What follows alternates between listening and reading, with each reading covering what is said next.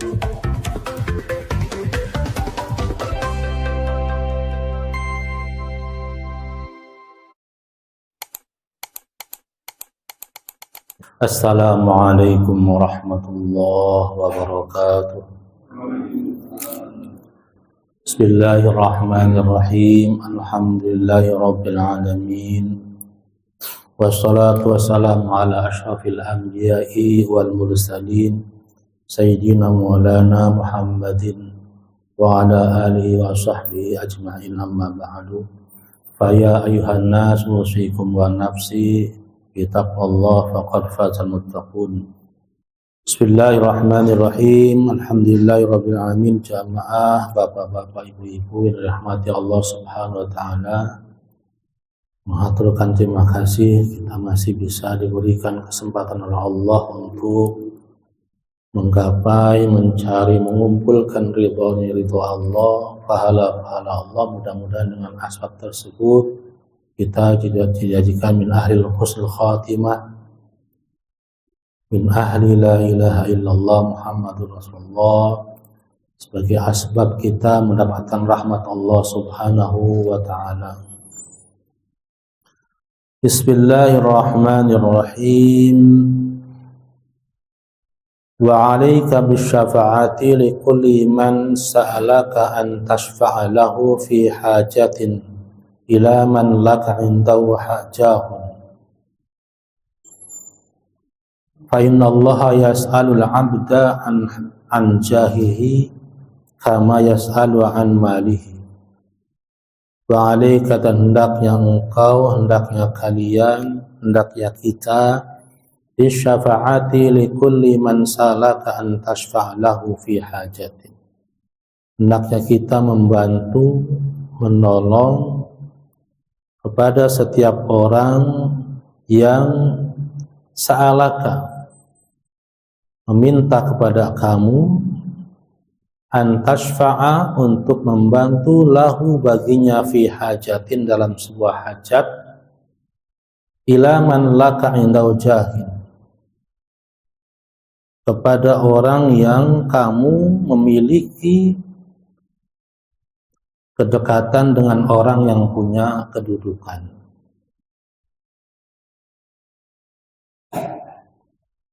Fa inna allaha yas'alul 'abda an jahihi, karena sungguhnya Allah akan meminta pertanggungjawaban terhadap seorang hamba tentang kedudukannya, kama yas'aluhu an malihi, sebagaimana Allah meminta pertanggungjawaban atas hartanya.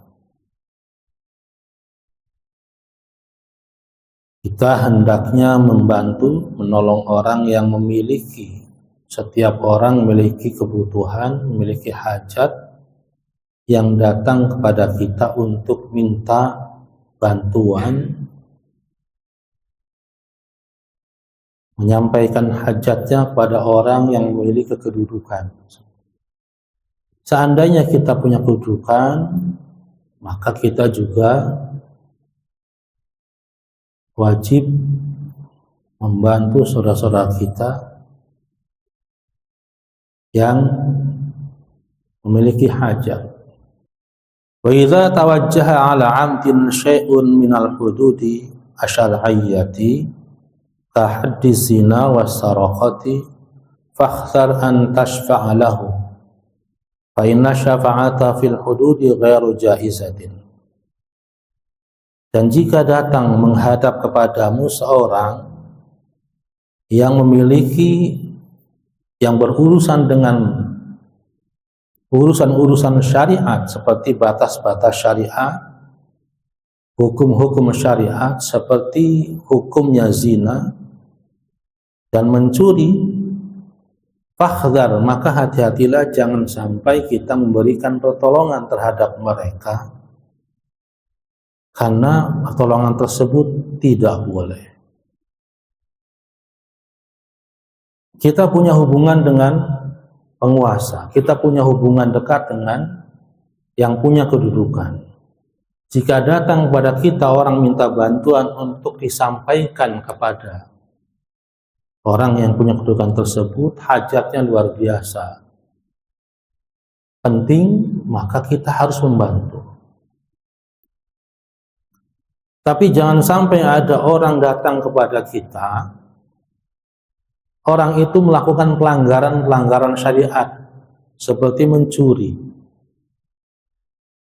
berbuat zina, datang kepada kita minta bantuan supaya diringankan hukumannya, disampaikan kepada yang punya kedudukan, entah polisi, entah apa. Maka haram hukumnya kita memberikan pertolongan bantuan tersebut. Tak boleh. Ada orang korupsi, ketahuan korupsi, datang kepada kita karena kita punya hubungan dekat dengan yang punya kedudukan, entah jaksa, entah hakim, minta bantuan supaya hukumannya diringankan. Maka kita dilarang untuk menolongnya. Kecuali orang-orang tersebut memang dituduhkan atasnya perbuatan yang tidak pernah dilakukan, maka kita wajib menolongnya. Difitnah melakukan sesuatu yang memang tidak pernah dia lakukan, dan kita punya relasi, punya hubungan dekat dengan orang yang punya kedudukan terhadap masalah tersebut, maka kita wajib menolong. Membantu orang yang punya kasus korupsi, membantu orang punya kasus kejahatan, maka hukumnya haram. Dan terakhir, wa idza syafa'atan fauhdiyat laka bisababiha hadiyatun fahdiyat laka bisabi hadiyatun fala taqbalha fa innaha risyan. Wa idza syafa'ta, dan jika engkau telah membantu seseorang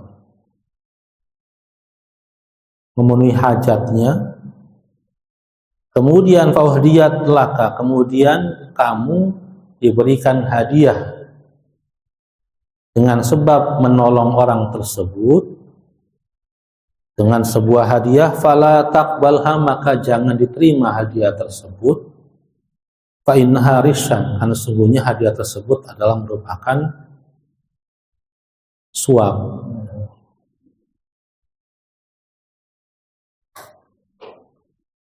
Jadi untuk hati-hatinya seperti itu. Kita bisa memberikan pertolongan kepada orang dan orang tersebut sampai bisa dibantu. Setelah bisa dibantu, orang tersebut ngasih hadiah ke kita, entah apa bentuknya. Dan dalam kitab ini kita wajib menolaknya. Kenapa? Karena beliau ngasih hadiah ke kita sebab hajatnya tersampaikan. Maka itu termasuk daripada golongan gratifikasi, suap. Seperti ini kita punya kedudukan hubungan dengan kakak kita, keluarga kita yang punya masalah dengan orang lain. Kita diminta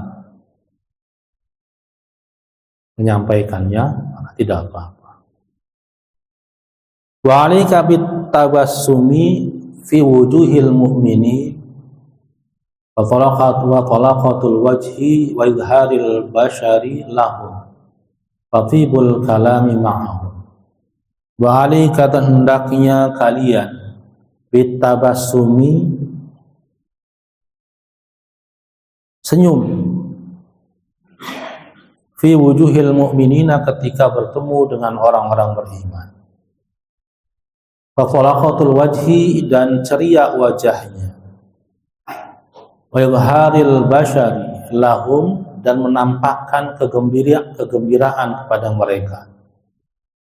Fatibul kalami, dan ucapan yang baik, ma'ahum, beserta mereka. Walinul janibi wa hifdil janahi,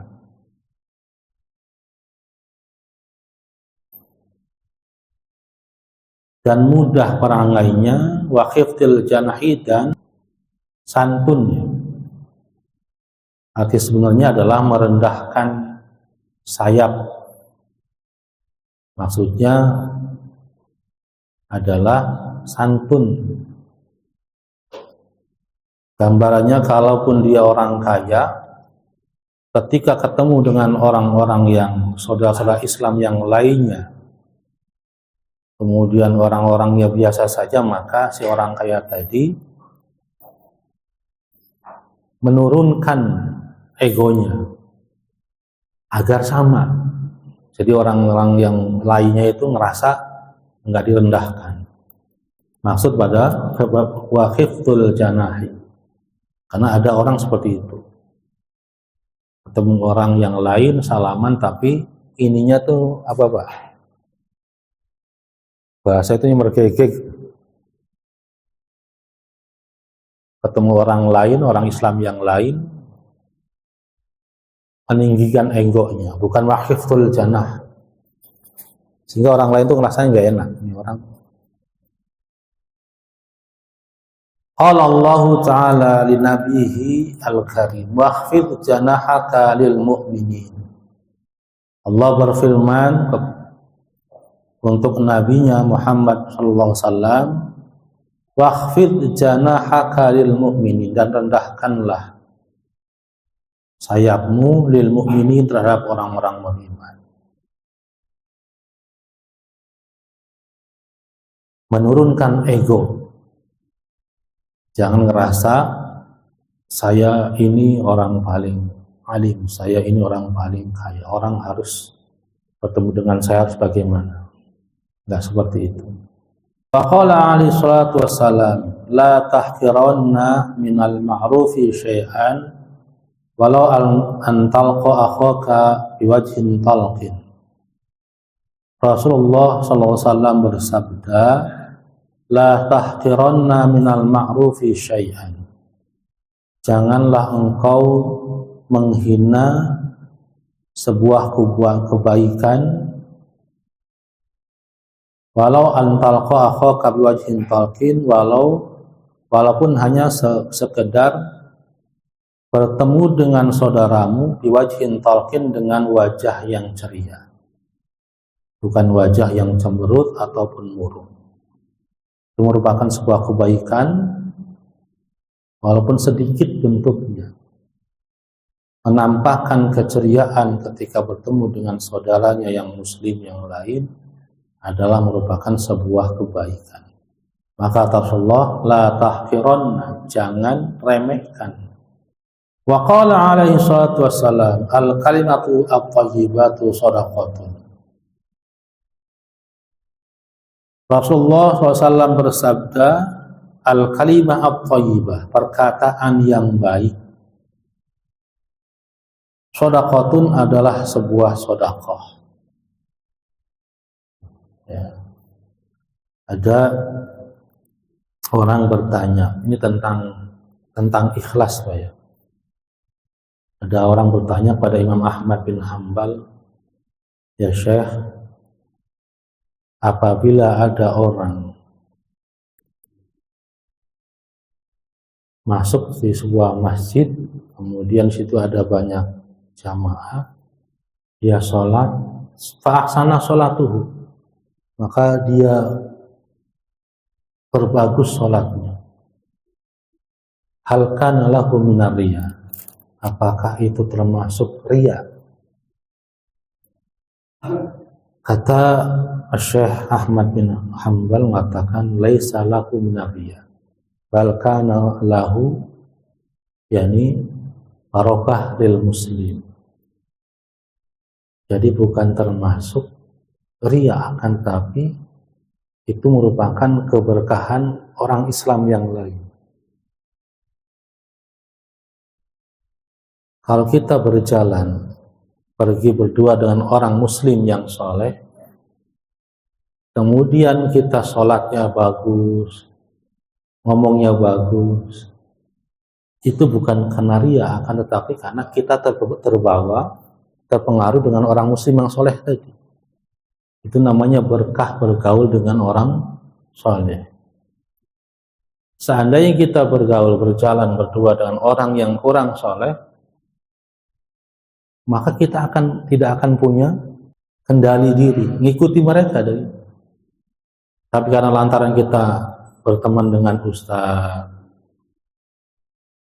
berteman dengan habib, hingga akhirnya kita ke bawah. Jadi perbuatan kita, sholatnya bagus, itu berkah karena kita berteman dengan orang yang saleh, bukan termasuk daripada min nau'ir riya, bukan termasuk daripada golongan dimasukkan amalnya karena riya, bukan. Tapi berkah kita berteman dengan orang yang saleh. Makanya dianjurkannya begitu, bergaul dengan orang saleh. Wa minal ma'thur idzal taqal muslimani fatasafaha usimat bainahuma mi'atu rahmatin tis'una li aktsarihima basharan. Dan dari sebuah riwayat yang sangat ma'thur bahwasanya idzal taqal muslimani, jika bertemu dua orang Islam, fatasafaha, maka keduanya bersalaman, usimat bainahuma, dibagikan bainahuma di antara mereka berdua, mi'atu rahmatin, 100 rahmat, tis'una li aktsarihima basyaran, yang 90 itu diberikan bagi orang yang lebih banyak rasa gembiranya ketika bertemu dengan temannya tadi. Dan 10-nya itu bagi yang cemberut tadi, ya ketemu dia. Nah, yang mengucapkan ya ketemu dia itu baginya 10 rahmat. Maka benar-benar di sini adalah anjurannya menampakkan kegembiraan ketika bertemu dengan saudaranya yang muslim yang lain.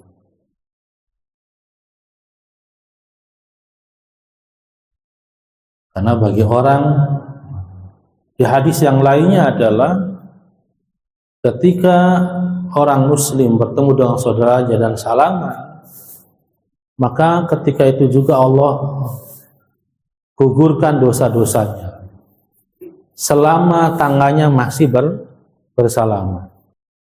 Wahdhar an tahjura musliman li hadhi nafsika fa in iktawata al maslahata fa in iktawat al maslahata ad-diniyah hajruhu fala tahjuruhu fawqa thalathati ayyam.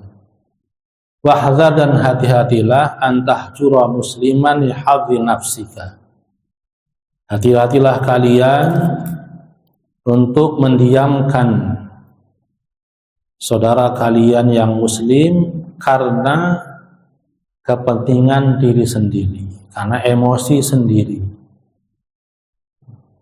Kita memutuskan tali silaturahmi terhadap saudara kita yang muslim itu tidak boleh karena ego atau nafsu kita. Akan tetapi fa'inik tawaj al-maslahata diniyah, kalau berkaitan dengan masalah-masalah agama, hajruhu maka dianjurkan untuk mendiamkannya, memutuskan silaturahmi terhadapnya. Akan tetapi fala tahjuruhu fawqa thalathati ayyam, akan tetapi jangan mendiamkannya lebih dari 3 hari. Ribut nih dengan saudara, maka kalau urusan pribadi, batasnya 3 hari sudah. Tidak boleh lebih dari 3 hari. Wa qala alaihi salatu wassalam, man hajara akhahu fawqa thalathin adkhalahu Allahu an-nar. Rasulullah SAW bersabda,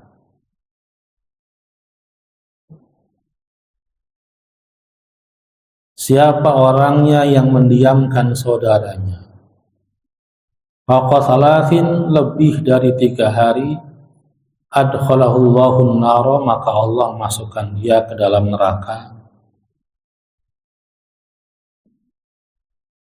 Illa an yatarakahullahu birahmatihi, maka Allah masukkan dia ke dalam neraka kecuali Allah memberikan rahmat kepadanya. Wa mahallu hadza idza kana al-hajru lit-ta'dib, dan itu diberikan, boleh melakukan diam tersebut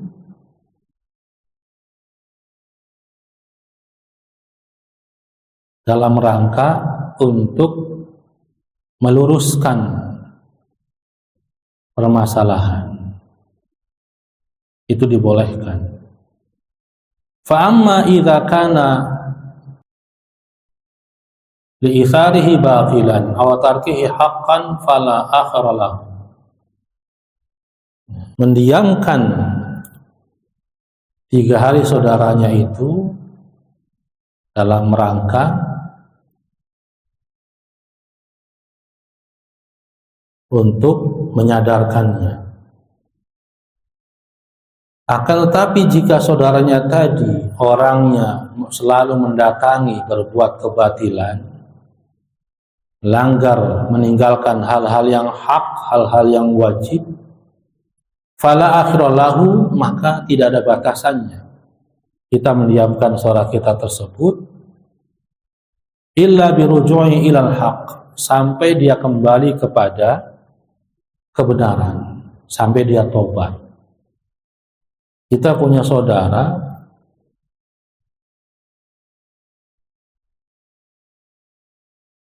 selalu melakukan kebatilan,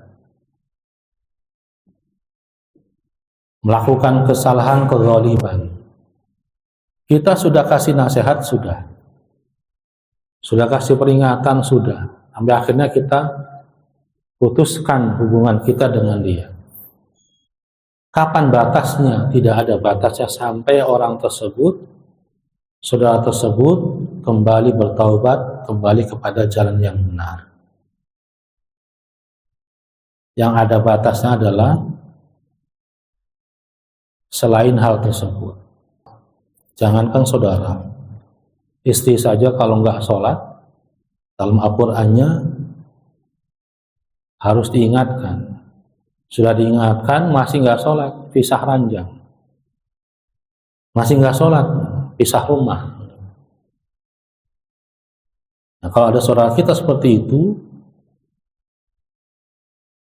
maka kita wajib mengingatkannya.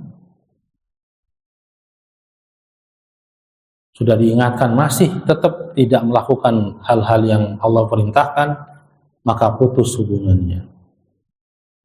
Sampai kapan? Tidak ada batasannya. Sampai dia kembali bertaubat pada Allah Subhanahu wa ta'ala. Wa 'alaika bi izharil farhi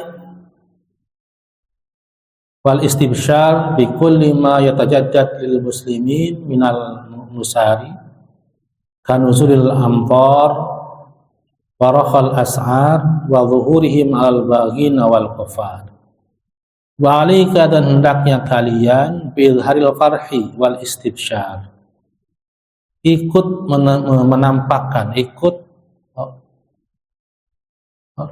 bahagia, wal istibsyar, dan senang, bi kulli ma yatajaddad lil muslimin minal masad, ikut senang, ikut bahagia dengan segala sesuatu yang terjadi, pembaruan keadaan yang terjadi bagi orang-orang Islam, seperti turunnya hujan di suatu daerah, turun hujan di mana daerah tersebut daerahnya orang Islam, maka kita ikut senang. Atau juga dengan turunnya harga, maka kita ikut senang. Ya tajaddad, mengalami perubahan ke arah yang lebih baik. Atau saudara kita, adik kita, abang kita punya mobil, kita ikut senang, alhamdulillah. Bukan malah hasud. Kalau kita alhamdulillah senang dengan kenikmatan kemajuan yang diperoleh oleh kakak kita, adik kita, insya Allah satu saat Allah akan berikan nikmat tersebut pada kita. Tetapi kalau kita malah hasud, malah iri dan malah mengatakan yang tidak-tidak, insya Allah Allah tidak akan mengirimkan nikmat itu kepada kita. Ikut gembira dengan kenikmatan, dengan kemajuan saudara muslim kita yang lain, supaya Allah juga melimpahkan nikmat tersebut kepada kita. Tafaulan namanya, berharap. Beda dengan hasud. Kalau hasud repot. Innal hasad yakunul hasanat kama takunul hataba.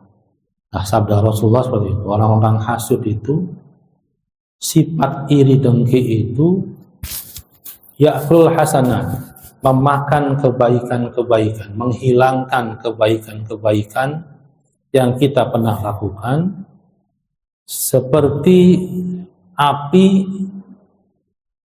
membakar kayu.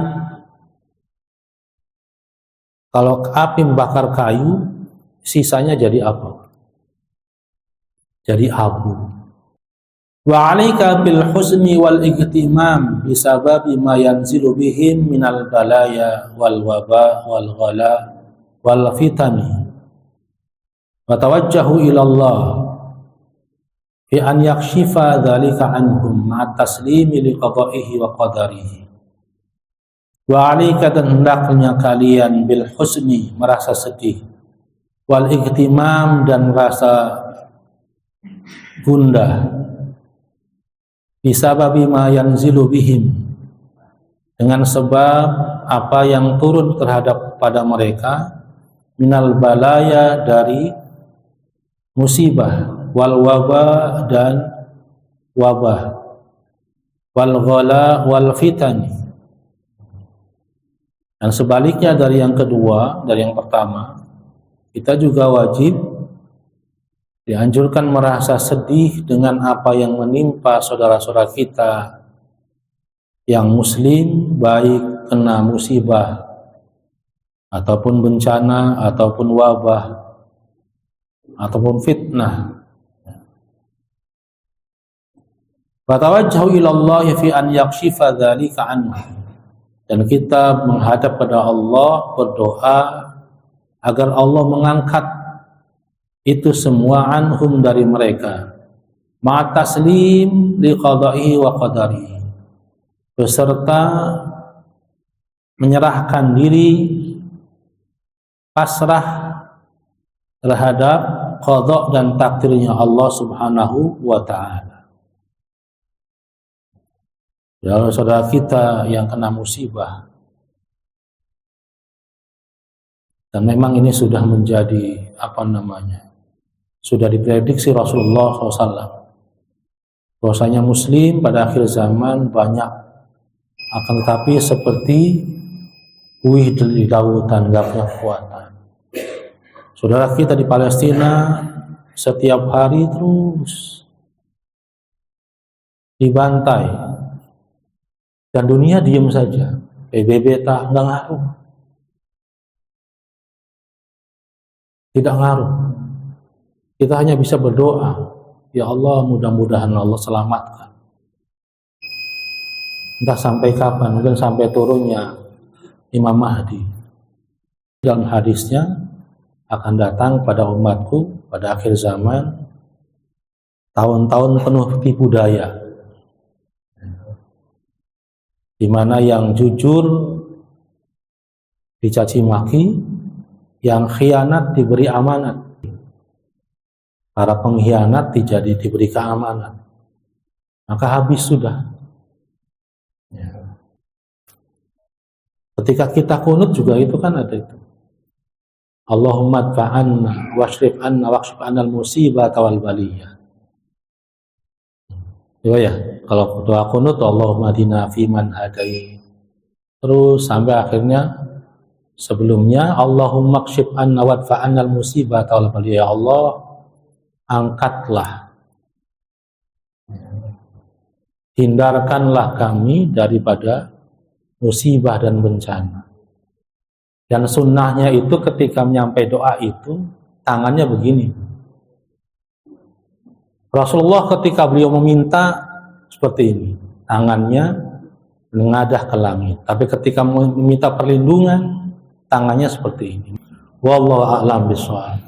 Mari kita sama-sama akhiri dengan membaca doa kifaratul majlis. Subhanakallahumma wa bihamdika asyhadu an la ilaha illa anta astaghfiruka wa atubu ilaik. Wal 'afwu minkum. Wassalamualaikum warahmatullahi wabarakatuh.